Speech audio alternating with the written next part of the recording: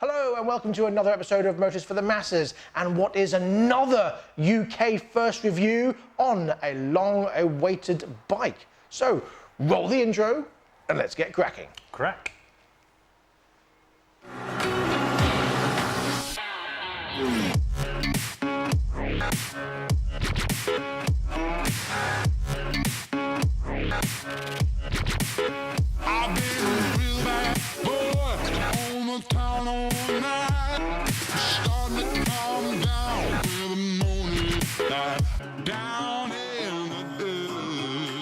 As stated in Mark's previous review of the FB Mondial Hipster HPS 125 back in May 2017, the FB in FB Mondial stands for Fratelli Bazzelli.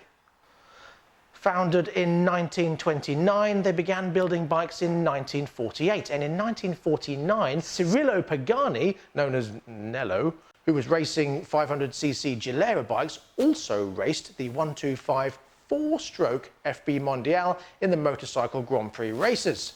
Now, four-stroke was quite revolutionary for the 1940s, so that's a good thing, I guess.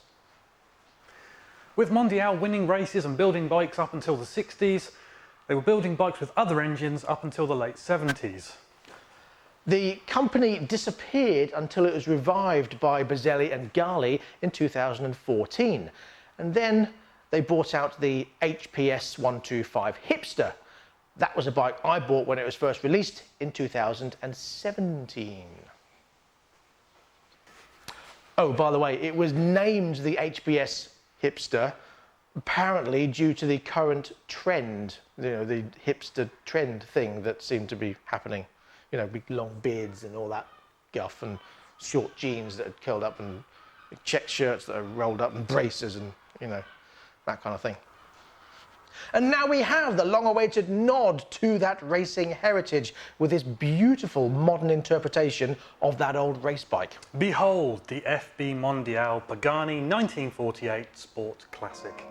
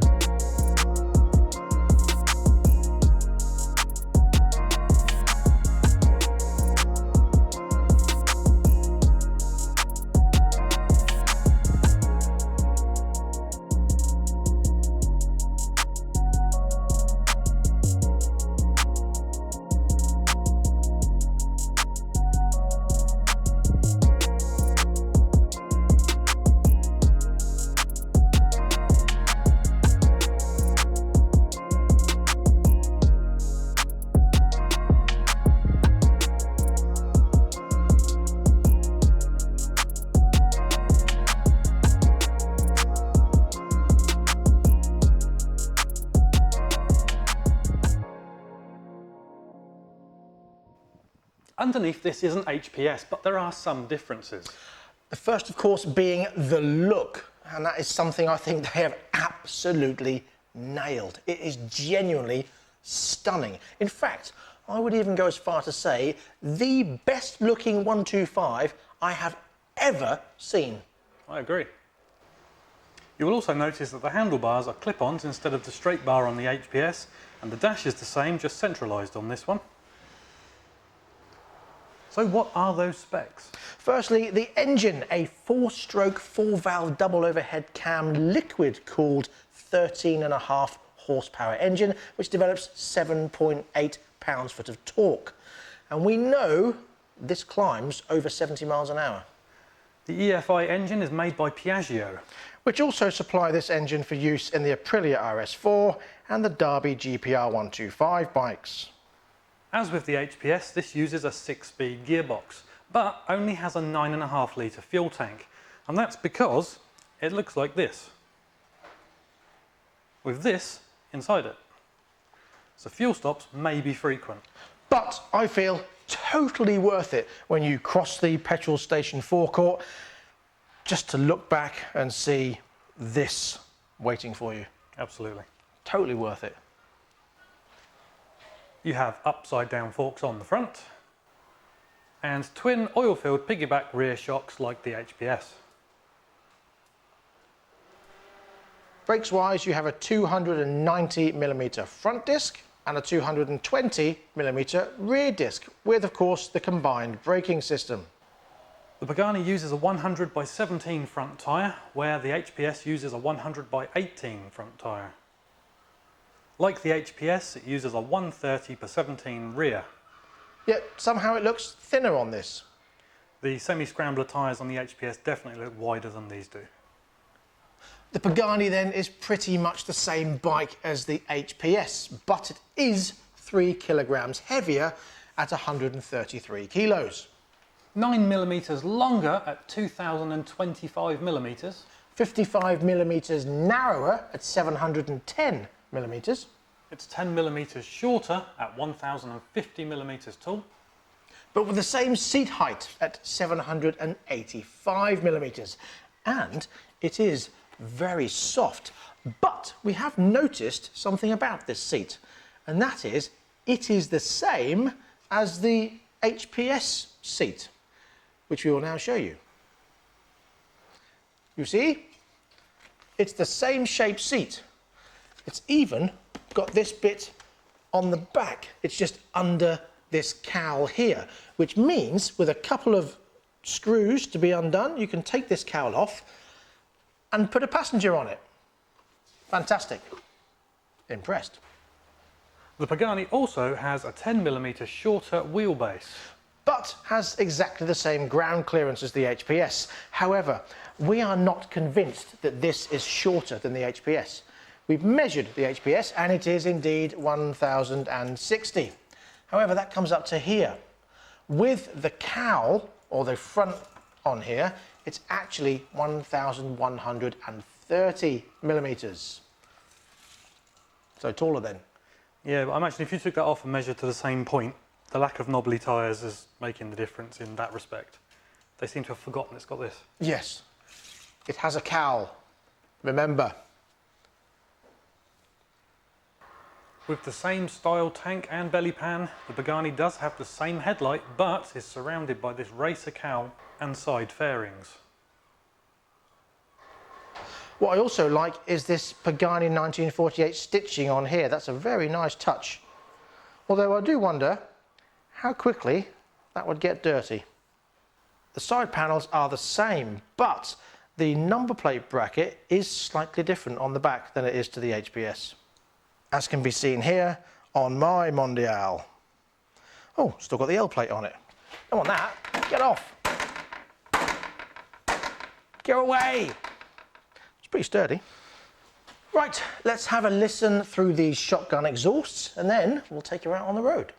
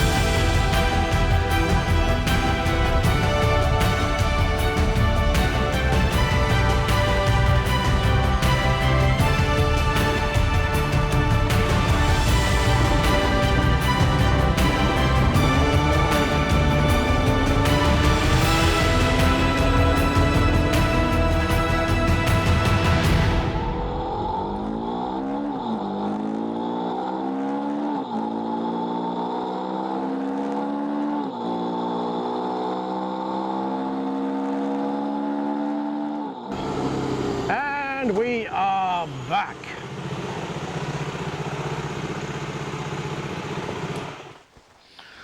Oh.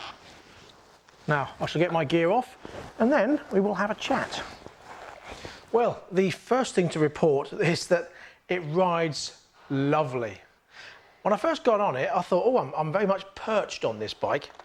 I feel as though I'm on it and certainly not in it. And from what I remember from the HPS, it feels more perched than that. And I think that's because of these clip-on bars instead of the straight bars. I don't know. But however, that doesn't make any difference because it feels fantastic. And one thing I'm happy to report that this has that the HPS was lacking is a gear indicator. I'm glad it's got that. And I know you can tell by the revs which gear you're in, but it's just handy to have, I think. So I like that it's got that feature now. And I think the old clock had that feature, it just wasn't connected in any way. The ride itself is lovely. The gear change, very positive, very smooth, no qualms about what gear you're in, no missing gear, no, oh, can I find neutral? Yes, you can find each gear really nicely. Very positive, very pleased with that. The ride, nice and smooth. Now, it seems a little bit less in power in the lower ends, like first, second as you pull away, but only initially. Not like a lag, but like it's not got all the power instantly.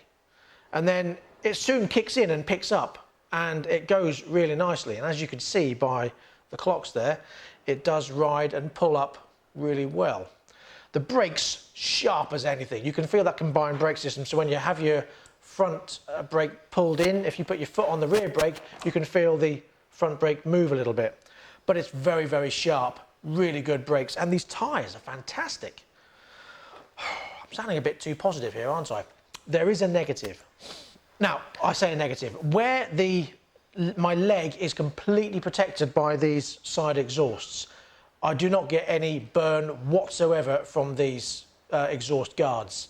Very good, they certainly do their job. However, I am getting a bit of heat through the seat. Now, bearing in mind the exhaust comes up and back down again and then round out the side. So right under the airbox there is that exhaust, and I do get a little bit of heat from that. In the summer, not brilliant, but in the winter, a fantastic bum warmer. It's not really a negative. Unless you're out riding a lot in the summer, then maybe it could get a little bit hot. But once you're riding, it's not a problem. It's only really when you stop at the traffic lights and you feel, oh, it feels a bit warm. The handling is superb. It takes corners really easily, really nicely. There's no skip out, there's no jumps, it doesn't wave around, it's very positive. And I feel, bearing in mind, I am the size I am, it doesn't feel too small. And when you look on the video, I don't think it looks too small either. Where on the HPS, that felt possibly I was a little bit too big for that. The switch gears, very easy to use, and I like these grips on here. Very nice, the same grips as the other one, but I'm glad they've gone with the black because the brown ones faded and got dirty really quickly, and the red ones went pink very quickly. Great for a girl, not so much for a big bustling lad. However, switch gear, like I say, very easy to use, no problems whatsoever. And the mirrors, so easy to see out of, even though they don't really go with the look of the bike. Very positive view out of there. You can see a little bit of arm, but lots of road. Really good view out of that rear end. Overall, I absolutely love it. For me, bearing in mind that I have a full bike license now, the 300 or 250 will be the better choice for me. This as a 125, for those of you that want a 125, fantastic. As you saw from that video there, gets up to 70, not a problem. And I am 16 stone, so for a 16 stone person that's 5'10½", that can do 70 miles an hour, anyone less than that, it's brilliant, absolutely brilliant. I'm astounded, to be honest, I really am. Now, I wanted to find something more negative to say about this, but I really can't. Oh, yes, I can. These foot pegs. If you're manoeuvring the bike backwards, that quite easily, this ball on the bottom here jabs in your shin. There you go, something negative. Nothing else to say. It's all good. Now, with the old HPS, it did have a rear brake issue that a lot of the owners did report, myself included, and that is that it would just lose the rear brake. It turns out that it just needed rebleeding, and once it was rebled properly, it wasn't an issue after that. So I'm not quite sure what it was, whether there was air in the system in a batch from the factory or what. But it seemed to be fine after you bleed the system. Also, the clocks appear to be the same as the HPS, so we're hoping that they have indeed fixed the mileage reset issue and the flipping between miles per hour and kilometres per hour. I am happy to report that it didn't do it on that journey there, and the fact that it's now got the gear indicator working on there, I wonder if they've maybe upgraded the software on that, maybe changed the chip or something, but hopefully that's sorted as well. It does seem updated, doesn't it? It does. Excuse the seagull. Just to touch on these mirrors, I wonder if bar end mirrors would have been better, like they had on the HPS, where it came up and round, or just bar end ones. No, I don't think so. No? I think just them, but different shape. Something more in keeping with the front of that cowling. Maybe like a bullet mirror, like you had on the old... something round. Yeah, sort of arm up here and then a bullet mirror that comes down to a point here. Well, I don't know. I don't know about that. Just something different. But at least you can see out of these. Yep. So then, how much is this piece of art? Well, the Pagani comes to you at £3,871 on the road with a 2-year parts and labour warranty. So that's just £500 more than the standard HPS is now. It is. It does only currently come in one colour, which is this blue and grey. A sort of traditional Mondial racing style colours. However, there is a red and grey, which they were reserving for the 300 Mondial, but that is coming in this 125 Pagani as well. So watch out for that in the coming weeks. It's not available now, but it will be very, very soon. And in 3 to 4 weeks, the 300 will be coming, and that will be a bike that we'll be reviewing. Oh, yes. However, there is slightly bad news, and that is that the flat track Mondial isn't going to make it this season by the looks of it. They were hoping to get it in, but it's probably going to be towards the end of the year, so I think they're going to put that back to the next biking season. So we've got that to look forward to then. We have indeed. Excellent. I mean, why flood the market with 2 different bikes when you can just flood it with this and let everyone buy this first? Absolutely. That's what I say. Anyway, that brings us to the end of this episode of Motors for the Masses. So please join us again when we'll be reviewing more bikes and more cars and building things and Project Bob and all the rest of it. Exactly. Project Bob is coming very, very soon, and we've got the review on the Benelli 502C, and we've got the Mustang coming, and another video on his Cortina, and other stuff. Visit our store to support us. Yeah, do that. Buy our guff. Please do. Buy some guff from our Facebook store. The link will be in the description below. You can buy watches and T-shirts and hats and hoodies and with the right action, with the right clothing. It just looks like I'm doing a silly little dance. Excellent. Anyway, thank you for joining us. Indeed, yes. If you have any comments, please leave them in the comments section below. If you have anything else to say, please put that in there as well. If you've got one of these on order, let us know. If you've got a 300 on order, let us know about that as well. And until next time, please ride and drive carefully. But have fun. Bye-bye. Bye-bye.